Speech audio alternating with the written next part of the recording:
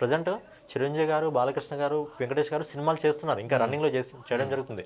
చిరంజీవి గారు కొద్ది రోజులు మధ్యలో సినిమాలు ఆపేసిన రాజకీయాల్లోకి వచ్చి తర్వాత ఆయన రావడం జరిగింది. కానీ వెంకటేష్ గారు ఉండి తీయడం జరుగుతుంది. కానీ ఇండివిజువల్ సినిమాలు అనేవి ఆయన దగ్గర నుంచి రావడం జరుగుతుంది. సో ఏదైతే నాగార్జున గారు కింగ్ మూవీ నటించడం జరిగిందో ఆ కింగ్ మూవీ ఇప్పటికి కూడా నాకు ఫేవరెట్ మూవీ అది. కానీ నాగార్జున గారి దగ్గర నుంచి మనం ఇప్పుడు అబ్జర్వ్ చేస్తున్నట్టే ఎక్కువగా ఇండివిజువల్ మూవీస్ అనేది రావట్లేదు. సో ఎందుకంటే ఎక్కువగా ఈ సైడ్ క్యారెక్టర్లో వచ్చిన అంటే ఒక పాత్రలో ఆయన వచ్చిన ఇద్దరు ముగ్గురు హీరోలు ఉన్న పాత్రలో ఆయన వచ్చిన ఆయన నటన అద్భుతంగా ఉంటుంది, అలరించడం జరుగుతుంది. కానీ చాలా మంది అతనికి ఉన్న ఫ్యాన్స్ కూడా ఏదైతే నాగార్జున గారు మనం సినిమాలు చూసుకున్నట్టయితే మన్మథుడు ఒక అదిరిపోయే సినిమా, అది ఇప్పటికీ చూడాలనిపించే సినిమా. అండ్ నాగార్జున గారికి ఎక్కువ లేడీ ఫ్యాన్స్ ఎక్కువ.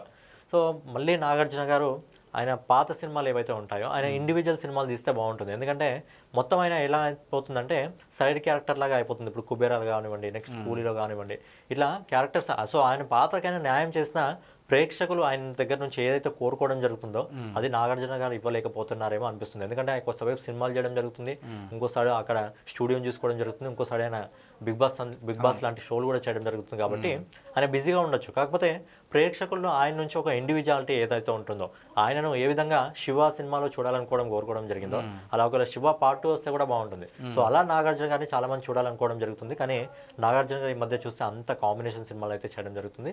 సో ఇండివిజువల్గా వస్తే నాగార్జున గారు బాగుంటుందని నా అభిప్రాయం. ఓకే.